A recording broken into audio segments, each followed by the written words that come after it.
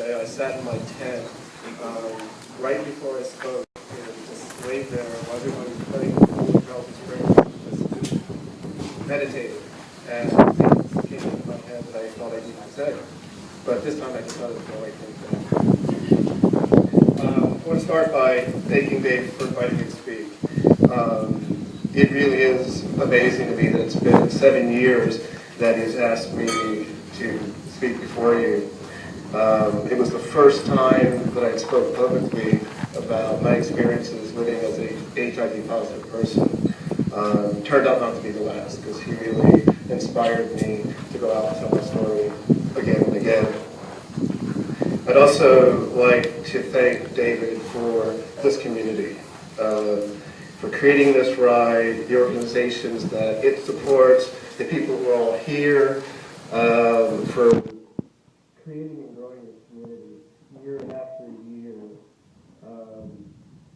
It's hard to imagine what it would be like for someone to deal with the life-changing diagnosis that they've been infected with HIV today without this type of community to support them. I say that hypothetically, but actually I know what it's like. I have been there, lived that. This month is marking my 8th ride here with the Hill Country Ride, and I'm also celebrating my 29th year of living and thriving with HIV.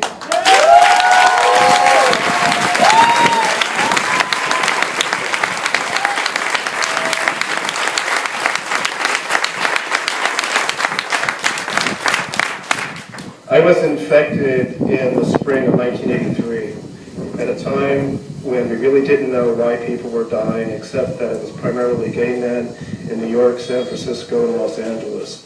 There was no internet. Only hyper geeks like me had some form of email. We really had no way of knowing what was going on. People were just getting sick and dying around us.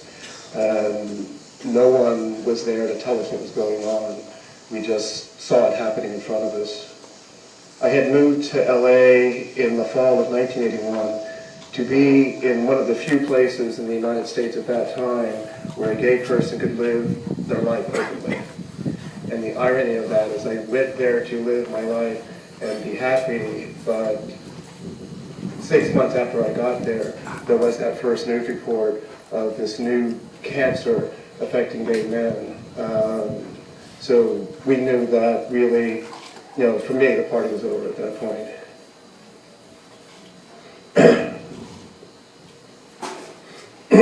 I was, excuse me.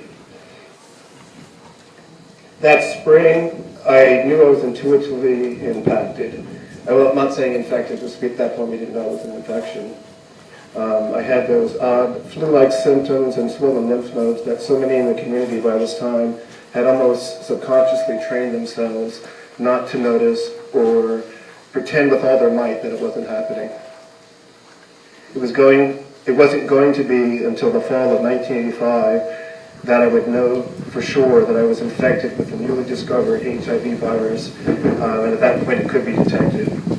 At the age of 26, I was told that there wasn't anything that could be done,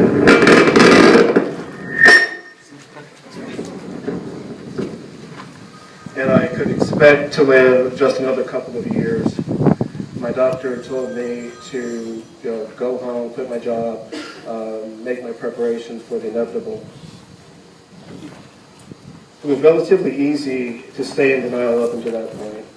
Well, I didn't really know if I was really infected.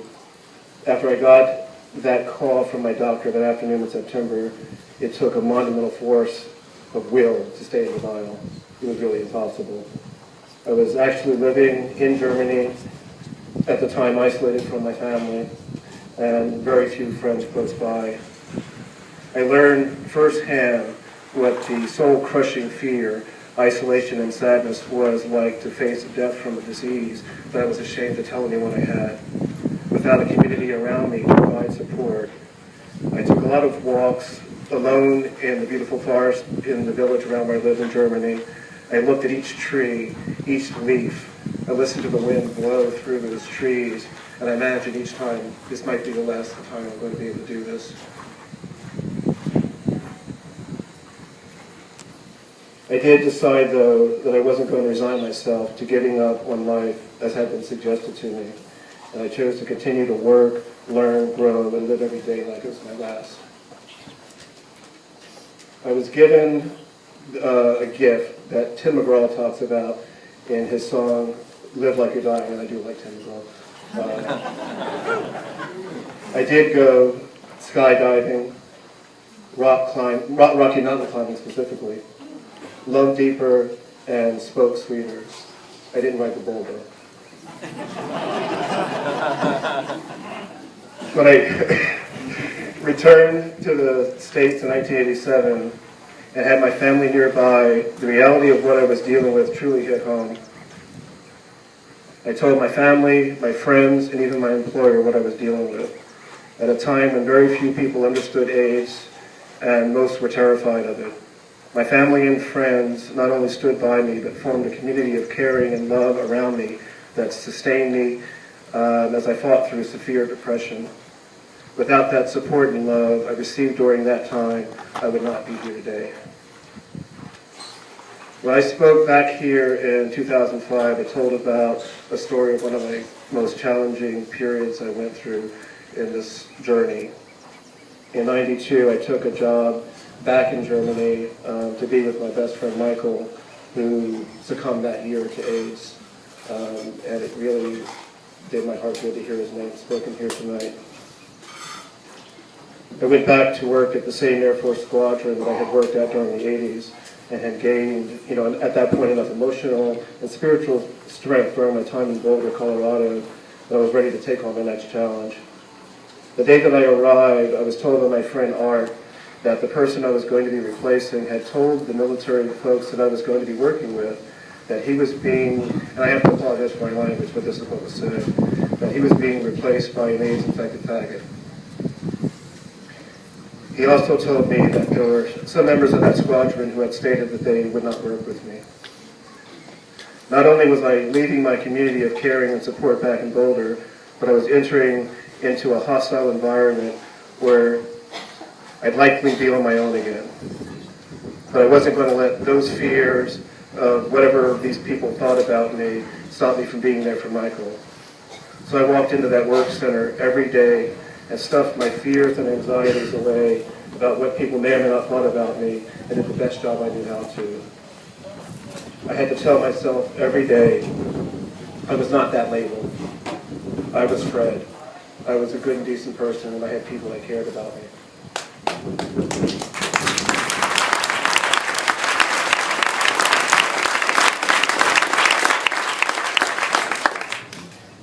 It was one of the toughest periods of my life, but within a year, that environment became comfortable. And by the time I left that role 10 years later, that squadron had become my new community of care, loving, and support. When I spoke about this in 2005, I thought that was the end of the story. I had the opportunity to actually go back to Germany in 2006 and was able to go back onto that work center, go back onto that Air Force facility that I worked at, and had some misgivings about that. The plan was for me to go on base for 30 minutes and have a quick tour and talk to the two people that were still left there that I had worked with, and say my hello and goodbye. I was there for 3 hours. The squadron threw an impromptu barbecue for me. They cooked a meal. They welcomed me like part of the family that I had become a member of. One of the moments that will always stay with me was the moment when I went to introduce myself to a young airman. And I feel uncomfortable saying this, but I started to tell him who I was, and he stopped me mid-sentence and said, "I know who you are. You're a legend around here."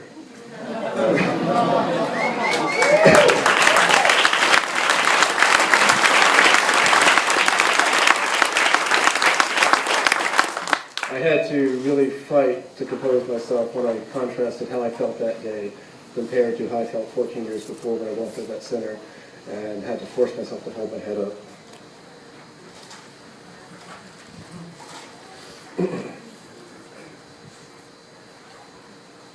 David tells us that he wished that the rest of the world could be like the community we have here. We're encouraged to take this energy we all feel right now, with us as we leave here each year. I can tell you from my own experiences, I've seen the power of that thought. I've seen hearts and minds changed by the energy that we carry with us. Things have changed a lot in the 30 years that we've all been on this journey. But one thing is pretty constant. No one can really make it through this without a community to support, care, and love them. I come back here every year to do this ride, so that community will be here for that next scared person, so they won't have to face what I had to face all that long ago. Being here, we are all maintaining that community of caring that David has built, that we're all a part of, that is saving and enriching lives with each mile we pedal, walk, run, every hill we climb, every dollar we raise, and every person we touch. Thank you so much. Thank you so much for the love you've given me. Thank you.